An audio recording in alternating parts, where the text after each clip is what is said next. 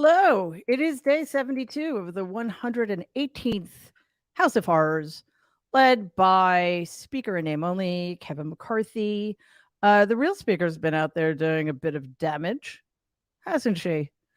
Um, One of the things I have to tell you, I resent so much about the last 7 years, maybe, is the amount of attention we've had to pay to people like, well, Donald, obviously, but his children, the sycophants he keeps around him, and politicians who have been able to rise in the ranks because of his influence. So people like George Santos, who is a permanent topic of conversation here. I have a brief thing to say about him today as well. People like Lauren Boebert, although thankfully Adam Frisch, her Democratic opponent in the 2022 midterms, and I just realized I forgot to turn off the tennis match. Sorry, guys. I hope it's not too distracting. Um, he lost by a mere hundreds of votes. It was an extraordinarily close election. And he announced that he's running against her again. So that's incredibly good news. But, in the meantime, she's still a member of Congress. And she has aligned herself with the worst of the worst and therefore continues to have power. So unfortunately, I think at first, before I really knew anything about her, when Taylor Greene came on the scene, after she won her seat, her Georgia Congress seat, in 2020, I just, she's not somebody I paid attention to, because why would I? She had nothing to offer. Her stock and trade was to be offensive and try her best to what's the word I'm looking for? What do they say? Own the libs. That seems to be the raison d'etre of this incarnation of the Republican Party. So, Adam Parkamenko, my friend, it's so good to see you. Good afternoon. Good afternoon. You haven't been on the show yet, so I just wanted to let you know kind of what we do here. We pick a couple of things that happen every week in the House of Representatives that are kind of the worst things that can happen. And because it's the House of Representatives, quote unquote, run by Speaker in name only Kevin McCarthy, there are a lot of horrible things that go on. We never lack for material. So I was just wondering if anything in particular. We usually each of us usually comes up with three, but a couple of things stood out to me that deserve a little bit more attention. So first of all, let me introduce you properly. Adam Parkamenko, Democratic strategist extraordinaire, human being par excellence, and co-proprietor of one of my favorite things on the planet, Today's Big Stuff. You guys are just on it. You're nailing everything. I have one slight criticism, given the state of things. Are you sure you're swearing enough over there? I don't think so. Yeah, I don't think so. I thought you were going to say too much swearing, but have you met me? There's no fucking we haven't met in person yet because of the pandemic. I know. I thought about that. I think I emailed you last night. It blows my mind that we haven't met in person yet, and it's. I can say that about more people than I can not say that about. It's just quite something. But you guys have plenty of reasons to kind of lay low. Yeah, we're trying. Baby soon. So. Oh my gosh, what's the due date again? It's March 31st, but it's either a really big baby or it's coming early. So okay, find out. Early's better. Yeah. Hopefully not too big.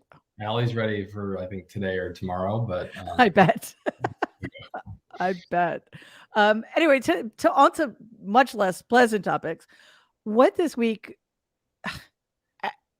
And sorry, it just blows my. Before you came on, I just I was sort of bemoaning the fact that we have to pay attention to these people that I think very much thanks to Donald Trump, credit where credit is due. we have spent the last 7 years having to talk about like the worst of the worst because either, they were in his orbit or they rose to power because of him. And of course, I'm talking about people like Marjorie Taylor Greene. So anything in particular jump out at you this week that really makes the list of just horror? I mean, I think that I guess I'm going to be like counter to conventional wisdom, Adam, because normally I would say like these three things. I think it's just the lack of getting anything done, and how crazy they are while they're not getting anything done. I think that the stuff that they've been doing in recent weeks, and the quote unquote investigation into Hunter Biden, it's like, as I've said, like keep asking to see photos of his dick because it's not working out really well for you. And it's just new words for calling for a civil war and so forth. I mean, I think the key here is even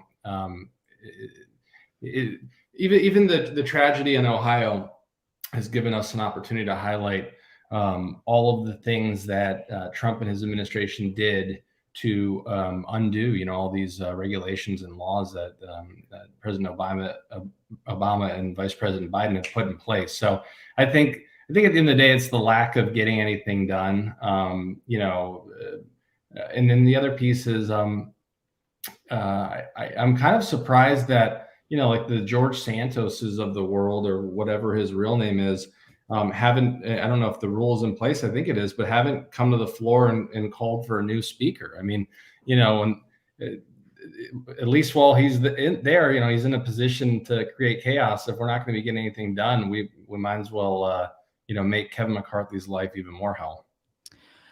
Yeah, wouldn't that be nice? I'm assuming Democrats can't. Well, Democrats wouldn't because they don't play those games. But I'm wondering in terms of why hasn't anybody called for a recall or whatever the term is because he's doing everything they want him to be doing. Yeah, I mean, I it seems that way, but then at the same time, it's kind of like he basically had one vote, right? So the question is he, does Marjorie Taylor Greene like seeing him, having dinner with Kyrsten Sinema? I have no idea, he's cheating on her.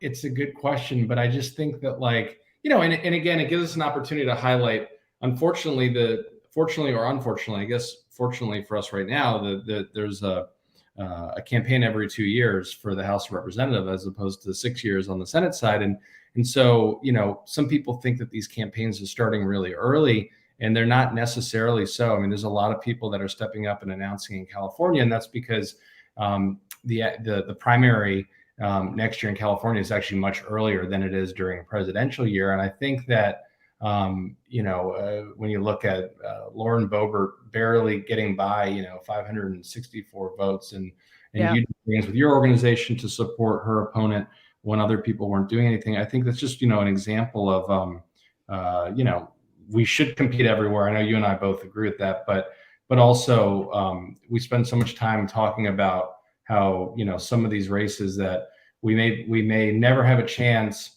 We waste so much money, but the truth is every single voter that we bring out in those races are helping, the down ballot and up ballot in those states and electing Democrats at every level. And during the Obama administration, I think we lost over 1,000 seats, of which, I think we've gained most of them back, over the last 6 years.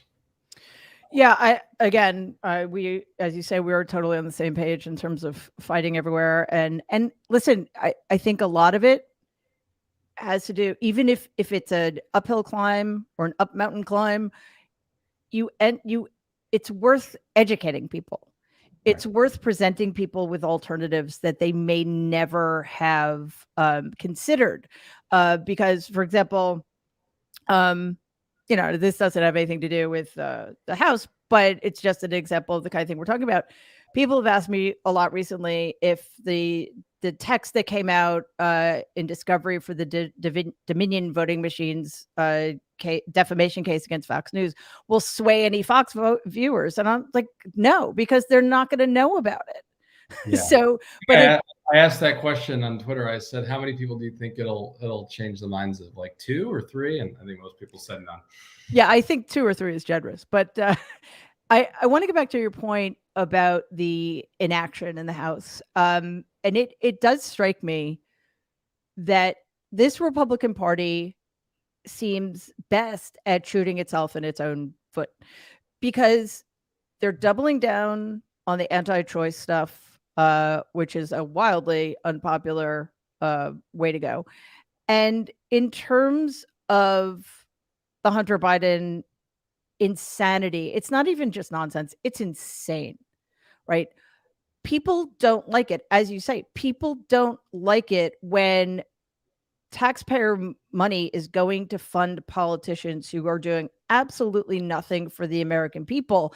So we need to capitalize on that. And I think we will. But Adam, one of the things that I find really kind of demoralizing, and it speaks to what I think the real problem is, and that's the American electorate, is that that's more compelling for a lot of voters than the racism and the misogyny and the willingness of this Republican Party to take away fundamental rights from people.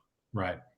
Yeah, no, I mean, I think that's a really good point. And I talking about the House, I mean, there are a handful of individuals that were elected on the Republican side. I think some of them went on record during the speaker vote and articles basically saying, like, we don't have time for this. This is not why the voters of my district sent me here. And these are people who won in districts that they shouldn't have, because it was, in 2022, it was 2 years after the presidential. Typically, you lose a lot of seats, as we all know. But I think that actually, as a party, and from an outside standpoint in the DNC, I think that we should be spending probably some more energy, time, and money to really light a fire and put pressure on a handful of those members that can help get things done with the votes that we already have in the House. Because when you run for any office, but when you run for the House, especially the way that these districts are, in most cases, if you win, it's actually the second campaign is the hardest of your life. If you can win that second campaign and win re-election, in most cases, you can hold on to that seat as long as you want to. And these individuals are going to have a really tough time next year holding on to those seats. And they, collectively, whether it's 2 people or 5 people, I think this administration should really spend a lot of time leaning on those people to try to find some middle ground to get things done, because we have almost enough votes, to get things done, and anyone can bring things to the floor. Yeah. Along those lines, though, I see, and her name escapes me at the minute, but one Republican in that camp who has said this isn't really what the American people want, but then she goes ahead and she votes with the majority anyway. Yeah. So how do we? Well, Nancy Mace is an example of somebody who I was talking about. Yeah. The media built her up as basically this, this perfect moderate, and she is as extreme as all of the rest of them. But I do think that there's a few freshman members that were pretty nervous when all of this got started, that, their district was just going to be seeing what was going on day after day with these votes. But you're right. I mean, the good news is that we have the Senate. So depending on what they're doing, but I think there are a handful of freshman members that could probably be good targets on that front. Yeah, because I think one thing we need to do is retire the word moderate as it is used to describe members of the Republican Party. There's no such thing. I'm sorry. There just is no such thing anymore. So I think it then becomes a question of appealing to their political instincts and basically, do you guys want to get reelected? And I think New York in particular is going to be a huge opportunity there, especially because of the nightmare that is George Santos. Do you think Democrats will be able to make that case? Yeah, no, I mean, and New York is is a weird state where, it's just, it's a weird state. I've lived there my whole life. I can concur. I think that there's often a lot of bedwetting for Democrats, sometimes for good reason. I mean, even with the governor's race last time, and I think there's been a number. There's been a few things where we've been disappointed in terms of who was elected, but with that said, much better than the person that was running against her. But I do think that there's these moments in New York where it could often be, it's usually post Labor Day where we think that like things are going south, and sometimes they do, and that's what happened in a lot of these seats. But a lot of these seats, obviously, in a kind of off presidential year, you have the chance of losing. What I can't really figure out or wrap my head around, and I'm probably piss off someone I know that did this business or didn't, is like, where was the research when it came to some of these campaigns? I don't think I could ever show my face again if I was an opposition research firm that had been,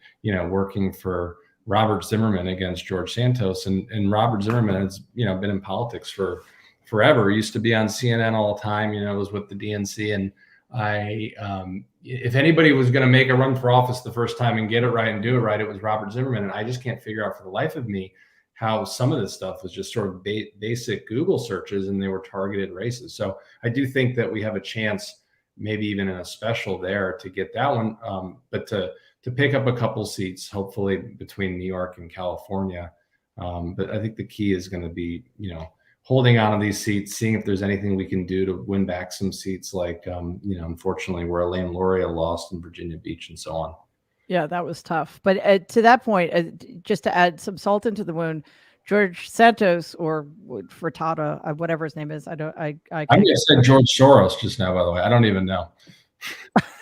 I didn't hear that, but he is responsible for everything bad in this country, don't you know? He pays us all. He in an interview, he said, listen, I told the same lies in 2020 and I got away with it. So, I don't know. So it's not like George Santos came out of nowhere and had a completely clean slate. You're right. I mean, the laziness, there's really no other word for it. The abject laziness and the failure to pay attention to local reporting. Yeah. I mean, it's total political malpractice. And I think that with the race, I mean, I can see a scenario in which we did really well. We held on to most of the seats, and you're the head of the DCCC chair, or the head of the DCCC, you're the chair. You lose your seat, but like you did everything you could do, and you didn't lose your seat because you missed 50 lies, which I'm not, other than of all people, of all incumbents to lose, kind of crazy, the DCCC chair. But this one, yeah, I totally agree. And I think that, we used to, I guess we still do joke that, Democrats are really good at buying up, TV space, and Republicans are really good at buying up TV stations. I think there's something to be said for the lack of prioritizing when it comes to not just historical articles in the local media, but also just local earned media. I mean, that's where it's at, and we often spend so much time focusing on a couple national hits where it's the same people reading it over and over. As opposed to, the people, my parents who get the Sun Gazette in their mail once a week and actually read that thing and see, what students are doing incredible things in our area and who's running for office and what the questionnaire is that they're printing and so forth. Yeah, I think we need to do better meeting people where they are. That seems to be an opportunity that does get missed, and investing in infrastructure, communication infrastructure, which would, I think, also go a long way. But first of all, as you know, Democrats, there was no red tsunami in 2022. There wasn't. It was like not even a puddle. Like in my view, the Democrats kicked ass in 2022. Yeah. And the only reason we didn't get the majority is because actually the main reason is New York State, which kind of breaks my heart, because of a judge appointed by Andrew Cuomo, who I guess just wanted to screw us all over on his way out the door. So do you see what do you think is the Democrats' best strategy? Because it's right around the corner. As you mentioned, this happens every 2 years. We are already in the 2024 election cycle, particularly for members of the House of Representatives who have to do this every 2 years. What is the best strategy? Because I'm always amazed by voters who, like Elaine Lurie is a good example. I She did a phenomenal job on the January 6th committee. She served her country. She served her constituents in an incredibly brave way, I think, especially given the district she came, and she got punished for it. So how is it that, and this is something I mean, maybe, sorry? And she served her country in the military, as a continuation of her service. Yeah. And what is it? And I don't know if this is a question that can be answered, but it's one that really kind of tugs at me. What is it about an electorate that's so fickle that they think, okay, I voted for a Democrat in 2020, but yeah, you know what? 2 years later, I've totally changed my mind, and I'm going to vote for a reactionary Republican. How do we solve that problem if it's even solvable? Well, I'm sure somebody will tell me I'm wrong on this in terms of electoral Twitter, but I think with Elaine, she might be a little bit of an outlier because it was such a large military member district. I believe in presidential years, you see a larger number of ballots coming in where they're voting for the presidential, but then they vote down ballot for Elaine. And then in the off year, she doesn't get as many. But I think that we need, it's kind of going back to even like the Bill Clinton days, I think, where so much of this is just retail politics. Like I've had a couple people that have messaged me over the last, I don't know, 2 days, and they're like, hey man, I hate to say it, but like Donald Trump's gonna be the nominee, and like what he's doing, it doesn't matter if he's got 2 water bottles and he's in McDonald's without white boots, like, and so I think that, we're already seeing on Fox News that like when they eat their own, it's during presidential primaries. So I think there's going to be a whole lot of noise over there. And I think if Democrats can keep their shit together and just talk about what this administration has done,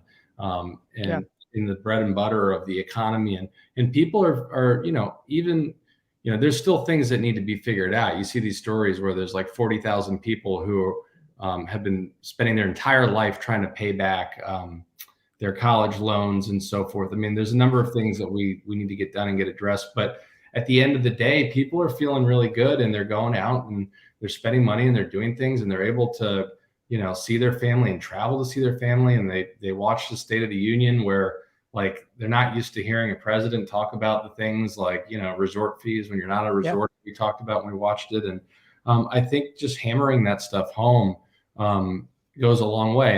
And I don't, the Ohio piece, I think is interesting. I'm curious to see, or hear more about what the background was. And I know that the governor of Ohio is a Republican, had basically rejected Biden and so forth.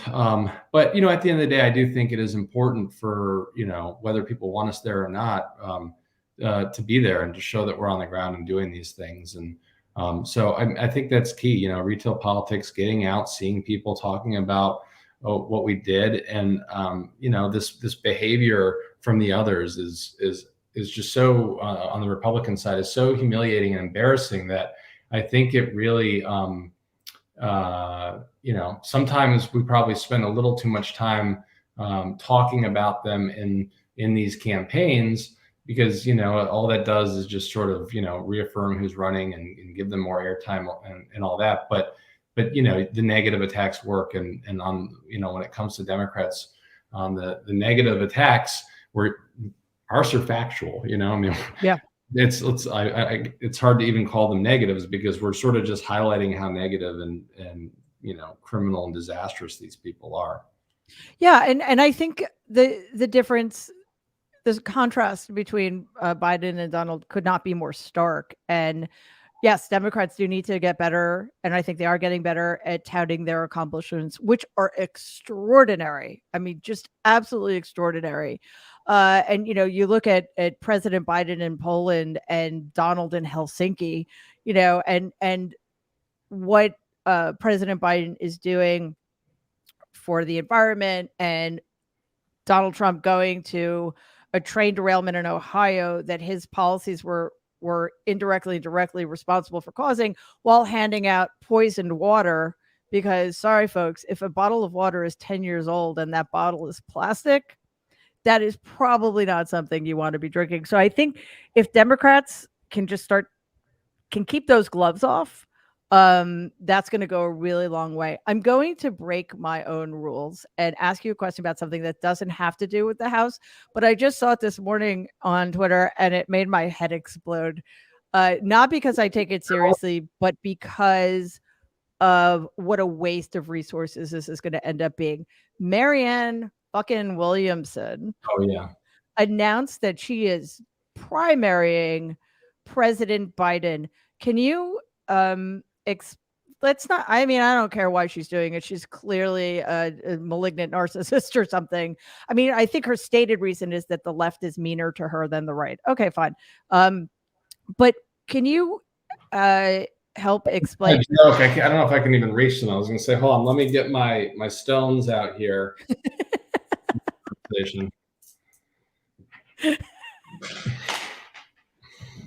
Yeah, that'll work. Just how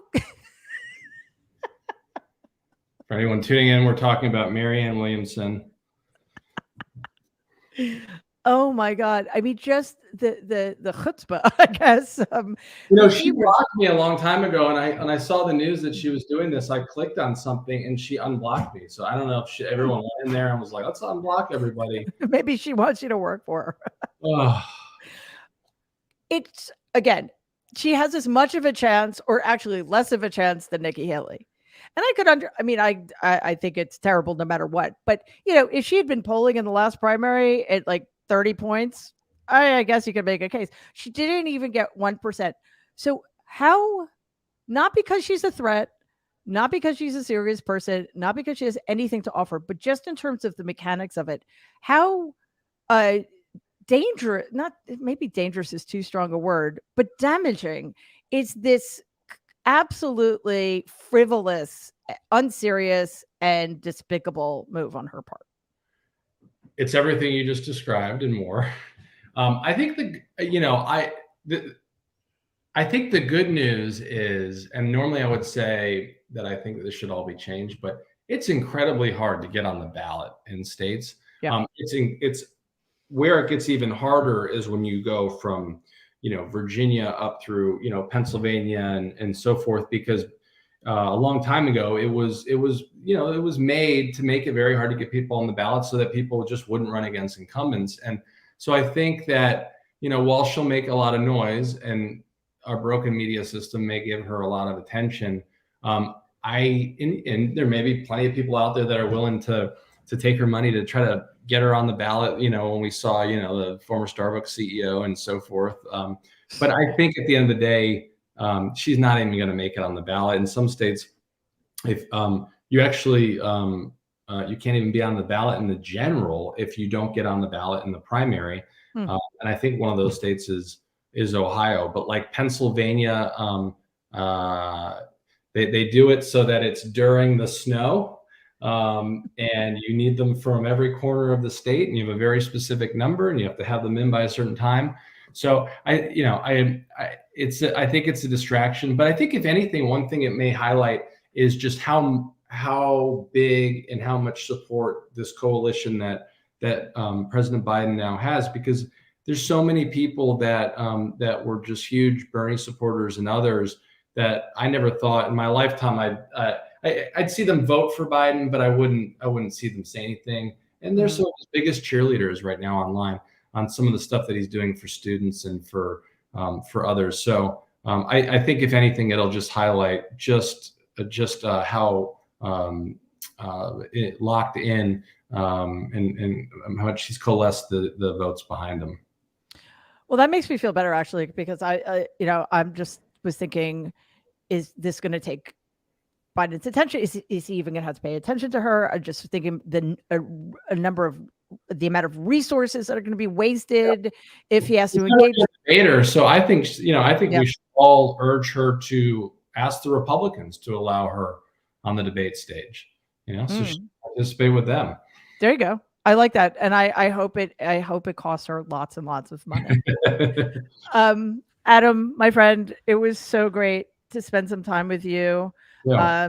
Thank you so much for being here. Your insights are invaluable. I appreciate everything you do. Yeah, And the best folks tuning in. I have this I forgot to switch back, but I have all these I love reading the comments and seeing what everyone's saying. Like, who is this guy? I mean, Adam, sorry that he's a nerd adventure. How dare you ask that question? You're the greatest people, even when we accidentally think maybe somebody wasn't with us. Anyway, this was fantastic. I cannot wait to meet you and Ellie and Cam and the baby in person. I'm so excited for you guys. Thank you so much. And hopefully it comes soon. Yeah. Thanks for all you do, Mary. All right. Thanks, I'll see you soon. See ya. Bye. Bye.